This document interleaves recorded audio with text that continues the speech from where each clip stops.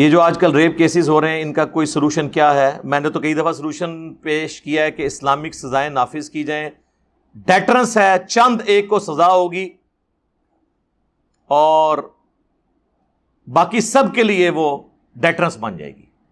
لیکن اگر آپ اسلامک سزائیں نہیں کریں گے، اب تو دیکھیں وہ لبرل قسم کی عورتیں بھی پارلیمنٹ کے اندر، اور وہ بھی یعنی تقریر کے دوران کہہ رہی ہیں کہ سر عام پھانسی دی جائے ان لوگوں کو۔ جب ہم پھانسی کی سزا کی بات کرتے تھے کہتے تھے یہ بیسک ہیومن رائٹس کے خلاف ہے۔ یورپ نے پابندی لگائی رکھی پاکستان کے اوپر کہ جی آپ یہ پھانسی کی سزا موقوف کر دیں، ادروائز آپ پہ سینکشنز لگا دیں گے۔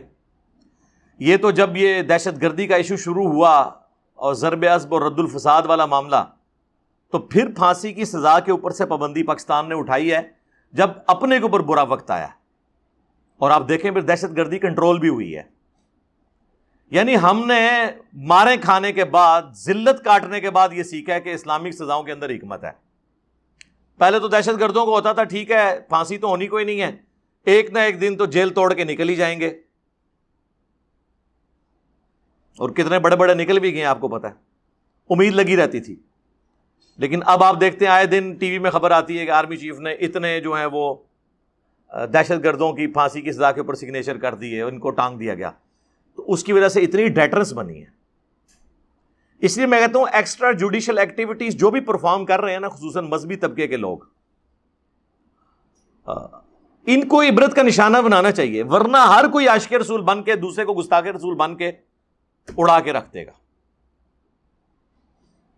تو آپ دیکھ لیں وہ جو عمران بھائی کو جس نے شہید کیا تھا، وہ جو گارڈ تھا بینک کا، اسے سزائے موت دے دی ہے نا، ابھی پھانسی لگا نہیں، لیکن ورنہ چھوٹی عدالتیں تو اتنی جرت نہیں کرتی تھیں کسی عاشق رسول کو پھانسی دی جائے۔ بڑی عدالتوں میں فیصلے ہو جاتے تھے، چھوٹی عدالتوں کی جرت ہی نہیں ہوتی تھی، کیونکہ انہوں نے اسی معاشرے میں رہنا ہے۔ یہ پاکستان کی ہسٹری میں پہلی دفعہ ہوا ہے کہ ایک عاشق رسول کے ساتھ کوئی بھی کھڑا نہیں ہوا۔ پشاور میں آپ دیکھ لیں، ایک چھوٹے سے بچے کو ورگلا کے اس کی پوری زندگی برباد کر دی۔ کدھر ہیں وہ وکیل جو اس کے ہاتھ پاؤں چوم رہے تھے اس وقت؟ وہ تو بےچارہ اب سڑ رہا ہے نا جیل کے اندر، کراؤ ضمانت، نکالو اس کو باہر، پوری زندگی اس کی برباد کر دی۔ اس ٹائم ہیرو جی غازی خالد، غازی خالد کدھر ہے؟ غازی خالد اس کی زندگی برباد ہو گئی۔ میں نے نہیں دیکھا کبھی کسی مولوی کے بچے نے جا کے عشق رسول کے نام پہ کسی کو مارا ہو۔ کوئی ہے آپ کے علم میں تو مجھے بتا دے کبھی کسی مولوی نے خود مارا ہو۔ یورپ امریکہ میں یہی لوگ جا کے عاشق رسول، ان کا عشق رسول ختم ہو جاتا ہے، وہاں میلاد کروا رہے ہیں، سب کچھ کر رہے ہیں، لیکن اپنی مسجد میں کسی دوسرے کو نماز پڑھنے سے نہیں روکتے، اونچی آمین کہنے سے نہیں روکتے، کیونکہ انہیں پتہ ہے وہاں عدالتیں آزاد ہیں، سیدھا بھیجیں گے جیل، ڈپورٹ کر دیں گے۔ یعنی جہاں ان کی دنیا کی منفعت ہے نا، وہاں پہ نہ عشق رسول کی رگ پھڑکتی ہے ان کی۔ ہمارے نزدیک تو یہاں بھی غلطی پھڑک رہی ہوتی ہے۔ میں ویسے بتا رہا ہوں کہ وہاں دیکھ لیں سارے پیر وہاں بیٹھے میں، ایک مرید بھی نہیں جو سلمان رشدی کو مار دے جا کے۔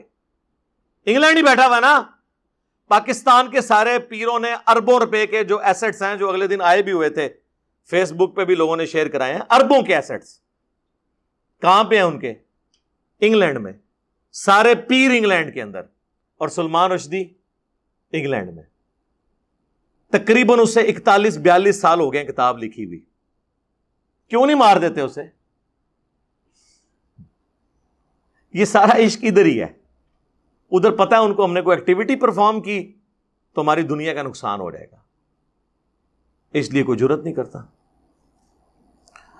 تو یہ اسلامک سزائیں جو ہے نا وہ ڈیٹرنس کے لیے ہوں گی، تو تب یہ ریپ کیسز ختم ہوں گے۔ یہ جو مفتیاء کی ویڈیوز نکلی ہیں، مجھے بتائیں کتنے بڑے علماء ہیں جنہوں نے سامنے آ کے فرنٹ سے لیڈ کیا ہے؟ مفتی تقی عثمانی صاحب کی ذمہ داری نہیں تھی؟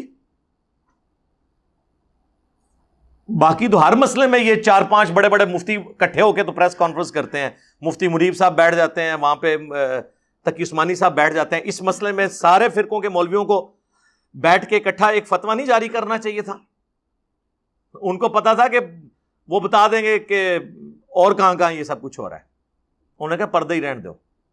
وہ اگلے دن ایک بندے نے پوسٹ بنائی ہوئی تھی جس میں سارے مکاتب فکر کے وہ علماء جن کی ویڈیوز، یہ خفیہ ویڈیوز نکلی ہیں، ان کی تصویروں کے بعد نیچے ایک سٹیٹمنٹ لکھی تھی کہ اے اکابرین امت، جب آپ کے کام ایک جیسے ہیں تو مسجدیں الگ کیوں بنائی ہوئی ہیں؟